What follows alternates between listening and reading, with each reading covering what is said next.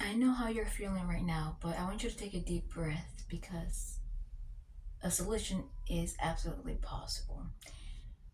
Welcome to the Shastera. This is Melissa Terrace, Mom. Today we're going to be talking about Uber didn't pick me up but still got charged. You're going to be able to find this video in the playlists software/app reviews, other tutorials, commentaries, and reactions.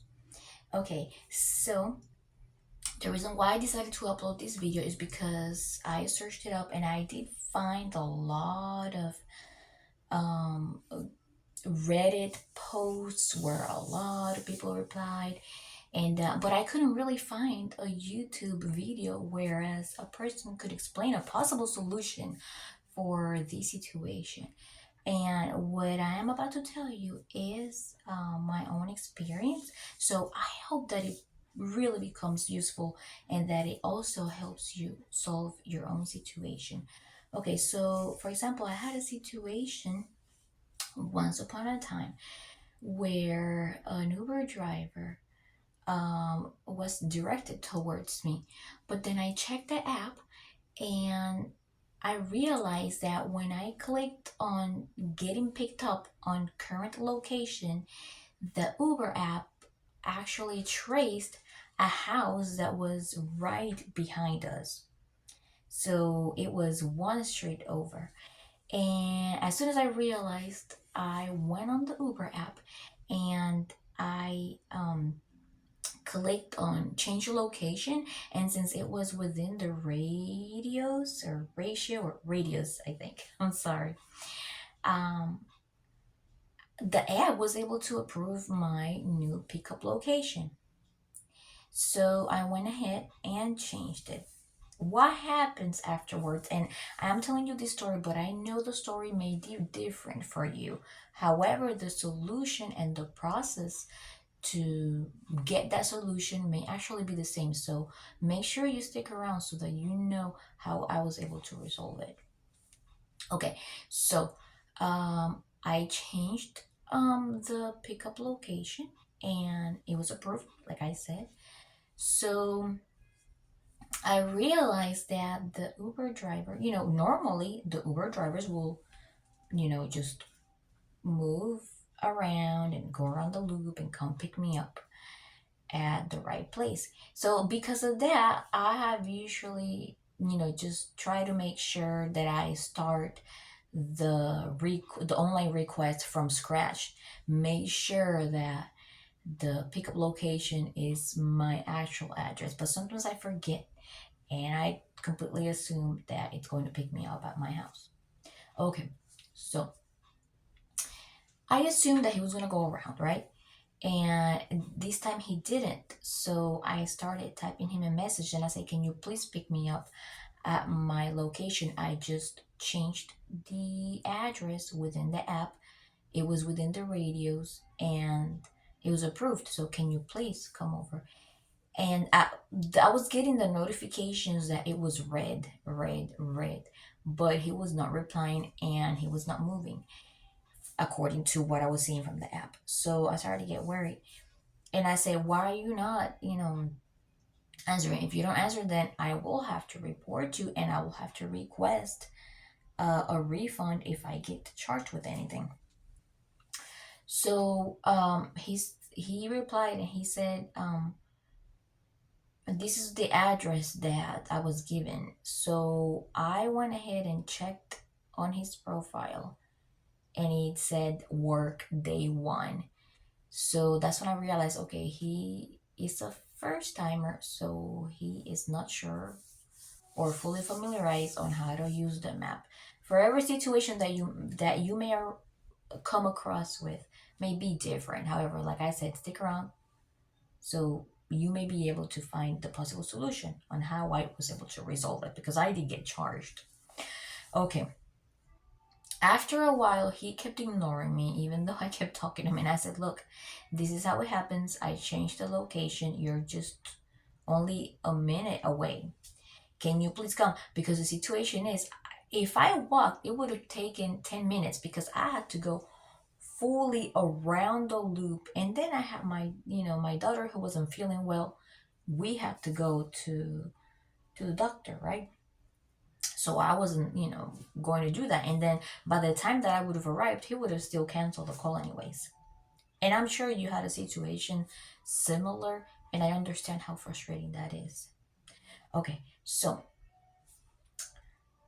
um, all of a sudden, I get a notification that the ride was canceled and that I was getting a cancellation fee.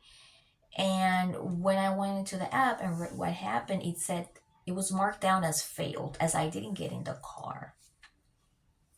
Um, I had gotten screenshots of what was happening, because the screenshots are extremely important because you just never know. Um, I reached out to Uber twice online and once via phone. And even though I reached out multiple times, I would, from the phone, what they do is they file a report and then you wait for a response online. Sorry. Um, or you can, file online and say, report that you were not picked up and try to dispute the cancellation fee a few times. And, you know, it would still tell you that, if you have been, if you have used Uber for a while, and if you have requested a refund because it's something that's no fault, most likely um, they may end up telling you have requested something along these lines. You have requested a certain amount of refunds, and therefore, because of that, they cannot issue. I guess it's because you reach like a certain limit or something, but it becomes a little bit frustrating because if the situation wasn't no fault to you, then it may bring feelings of, you know, it may make you feel like unsettled, it may be really unsettling. Okay, so, um, like I said, I sent messages, I filed online, I put my screenshots. I talked online a couple of times, and still, all those times, I got messages saying, "I'm sorry. We understand." They admit the guilt. They admitted the guilt. We understand that the driver did not meet um, your expectations, but at this moment, since you have had a few refunds somewhere along those lines, then we cannot provide you. And then I started thinking, how come? Because this is a person that I did everything right within the app, and the person just refused to move. Um, Mind you, when I was having the conversation with the person, in case the person wasn't able to immediately see the new pickup location approved by Uber, I did send once again manually via the conversation my address, in case he wasn't able to navigate the app well. This is a case where it wasn't my fault, but I'm making this video so that you know how to solve this.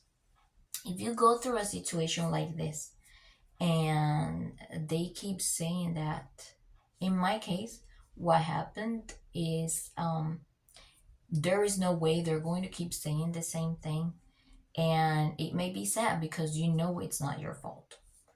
So what I did is I went to the online dashboard for my bank, and I selected the transaction, and from that moment I clicked on the option that I did not receive the service. I put the date, I put exactly all the details. I had to be very descriptive. I put the name of the driver, the the date, the time it happened, and exactly with details, everything that happened. And it was only a cancellation charge, you know. Um, the way that the app, the way that Uber had addressed everything was that they removed or they voided the cancellation of the total of the transaction that was going to be. So, for example, my transaction was going to be somewhere around $20, and they voided it out, but they still charged me $6.25, which I thought was unfair because it was not my fault. Um, and what I did is, I kept answering the questions that the bank dashboard or online platform was asking me.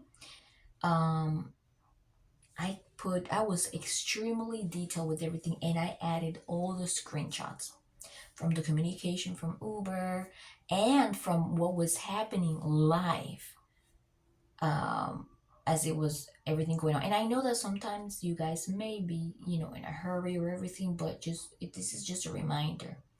It is extremely important that um, you take screenshots of things because you just never know.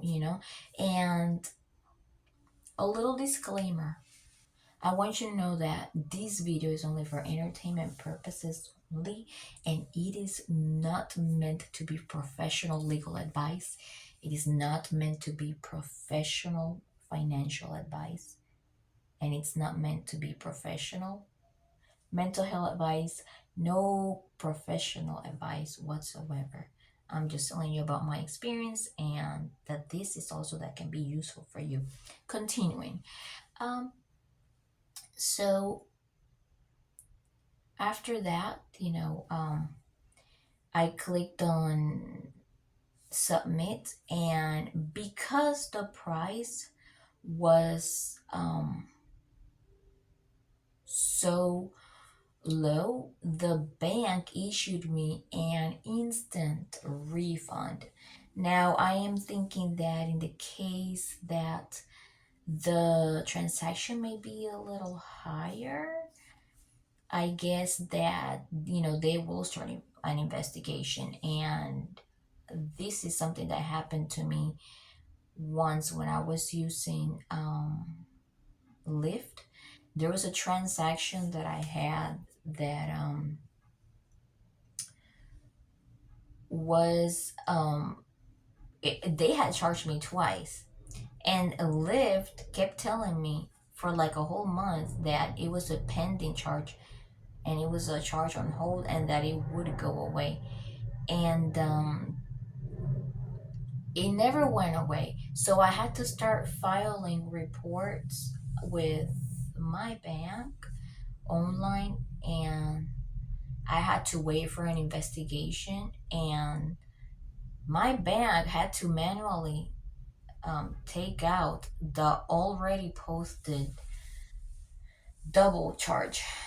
So with this, I just want to let you know that there is a solution, and if for some reason your bank um does not want to help you with that or refuses, then I recommend that you definitely use your legal resources and ask your legal resources on what to do next.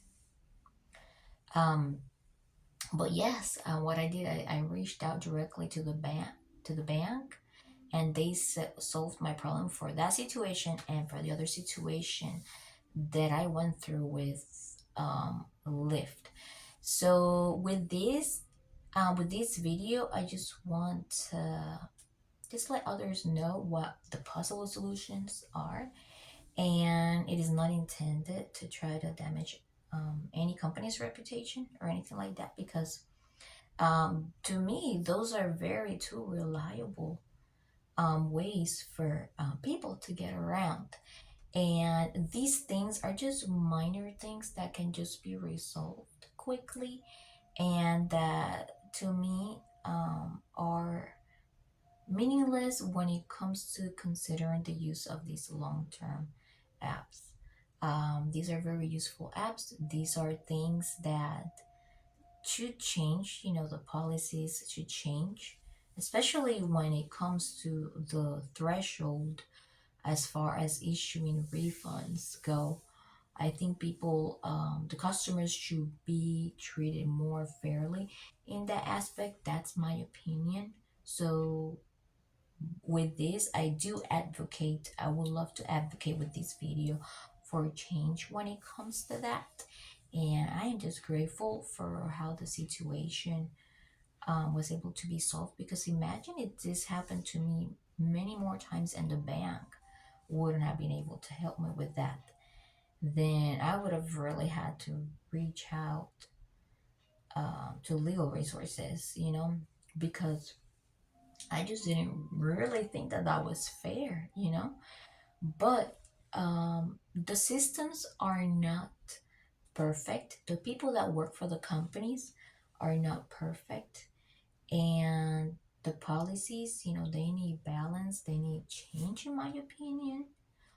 But the apps and the services are very useful. So these are only just minor things that had to be resolved. And sometimes it needs a little push, and from like other from like help from like third parties to be able for it to be solved. And then from that we move on, and we are able to keep using those resources, which are extremely helpful. um, if you found this video valuable and interesting and useful, I would love for you to, and I would appreciate if you hit the like button and subscribe for more, because we have other useful videos as well in our channel. Thank you so much. Have a good day. Bye.